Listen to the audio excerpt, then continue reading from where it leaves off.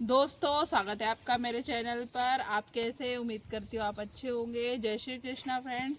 और जैसे कि आज आपको पता है हरतालिका तीज है, तो हरतालिका तीज आपको पता ही होगा कि सुहागन औरतें और कुंवारी लड़कियां तो नहीं रखती मेरे ख्याल से, पर कोई कोई रखती होगी। तो कोई कोई नहीं, मैंने ज़्यादातर देखा है, मेरे फ्रेंड्स हैं, कई मराठी फ्रेंड्स हैं, तो वो लोग कुंवारी भी रखती थी ये वाला व्रत। तो कुंवारी लड़कियां भी रखती हैं शायद। कई लोग छोटी सी उम्र से भी लगन रखना चालू कर देते हैं, जैसे 15-16 साल की उम्र से चालू कर देते हैं। कुंवारी लड़कियां भी रखती है ये व्रत। तो इसको रखा क्यों जाता है ये मैं आपको बताऊंगी, और इसको रखने से क्या लाभ मिलते हैं और इस व्रत को रखने की क्या विधि है, ये सब मैं आज आपको बताने वाली हूँ। तो आप मेरे चैनल पर बने व्लॉग को देखें। तो गाइज, आपको पता है हरतालिका तीज आज 6 सितंबर को बनाई जा रही है, और ये शुक्ल पक्ष की तृतीया तिथि को बनाई जाती है। भाद्र माह की शुक्ल पक्ष की तृतीय तिथि को मनाई जाती है। तो जैसा कि आप जानते हैं कि जैसे एक हरियाली तीज भी होती है, ये हरतालिका तीज है। हरियाली तीज और हरतालिका तीज में बहुत फ़र्क है। इसमें निराहार और निर्जल व्रत रखा जाता है, मतलब ना इसमें आहार लिया जाता है कुछ, ना इसमें पानी पिया जाता है। तो जैसे कि मैं भी आज सजी हूँ, आप देख ही रहे होंगे। मैंने भी आज कल मेहंदी लगाई और चूड़ी वूड़ी पहनी हूँ और तैयार हुई। और इसमें कोरे वस्त्र पहने जाते हैं, पूजा के समय इसमें कोरे वस्त्र पहनते हैं, क्योंकि ऐसा बोलते हैं कि ये व्रत जो रखते हैं तो स्त्री एकदम पवित्र और शुद्ध होनी चाहिए, और उसके वस्त्र भी पवित्र और शुद्ध और साफ सुथरे होने चाहिए। और ये शिव पार्वती के लिए रखा जाता है। पार्वती माता ने ये शिव जी के लिए रखा था ये वाला व्रत, क्योंकि उन्होंने काफ़ी तपस्या के बाद ये व्रत रखा था। काफ़ी तपस्या की थी शिव जी को पाने के लिए, तो उन्होंने ये व्रत रख के उनकी तपस्या से पाया था। तो जैसे कि इस व्रत को सुबह से, मतलब सुबह बोलते हैं कई लोग, अगर पहली बार रख रहे हो तो सुबह 4 बजे उठें, और 4 बजे उठ के अगर वो चाहे तो चाय पानी या कुछ फल खा सकते हैं।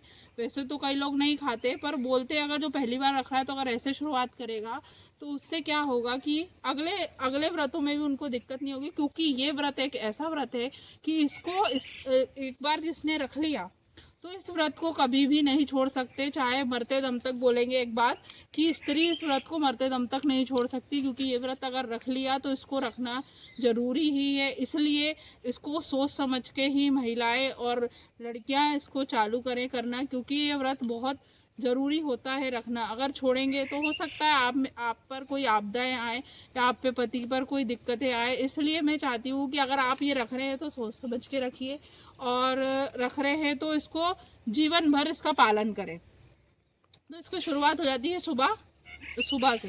सुबह 4 बजे अगर आपको जो खाना है खा लो, नहीं खाना है नहीं खाओ। तो फिर सुबह उठ के अपन क्या करते हैं, पूजा नहा धो के शुद्ध वस्त्र पहन के, नहा धो के, बाल धो के नहाना है। इस दिन ये भी है कि बाल धो के पूरे शुद्ध होके नहाना है। बाल धोना बहुत ज़रूरी है।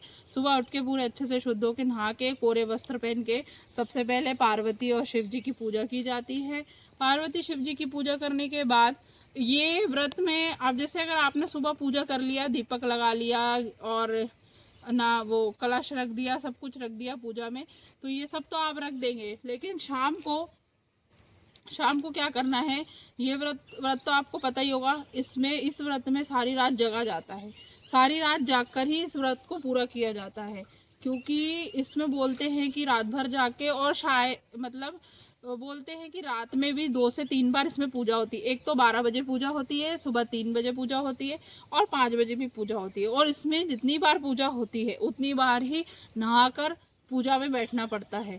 फिर पूजा करने के बाद इसमें सारी रात जाग के फिर सुबह 8 बजे जाके जो हम शिव पार्वती जी की मूर्ति लाते हैं, मिट्टी की बनी हुई मूर्तियाँ मिलती है मार्केट में, वो लाते हैं, उनका फिर विसर्जन किया जाता है। उसके बाद ही व्रत को खोला जाता है, फिर ही अन्न ग्रहण किया जाता है।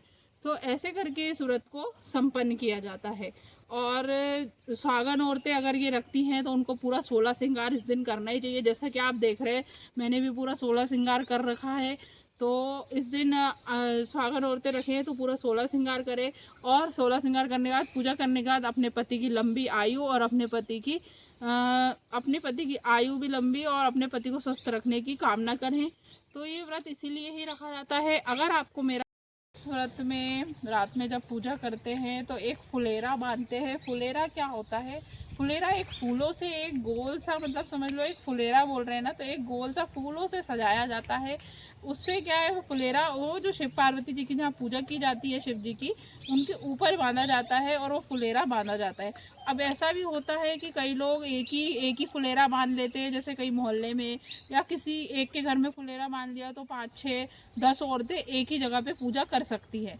तो ऐसे भी पूजा संपन्न की जा सकती है। अगर कोई अकेला है तो अकेले भी अपने आप से पूरी, पर क्या है अकेले से उतना नहीं हो सकता, तो क्या करती है औरतें, एक घर में फुलेरा बांध लेती हैं और उसी घर में सारी रात पूजा करती हैं। पूजा करने के साथ साथ सब लोग जागरण और भजन भी करते हैं। सारी रात जागते हैं तो क्या ही करेंगे, तो भगवान का जागरण और भजन जरूर करना चाहिए। सारी रात जागते समय भगवान का भजन करना जरूरी है, क्योंकि इस समय कुछ भी गलत विचार या गलत चीज़ें ना आए मन में, व्रत अच्छे से संपन्न हो। इसलिए रात को भजन अवश्य करें। हम लोग भी रात को भजन करते हैं, सारी रात जागते हैं, तो यही मैं बोलना चाहूँगी कि भजन अवश्य करें और भगवान का अच्छे से नाम लें और अच्छे तरीके से इस व्रत को संपन्न करें। आप ये वीडियो अच्छा लगे तो वीडियो को लाइक और चैनल को सब्सक्राइब जरूर कीजिएगा। धन्यवाद। जय शिव शंकर।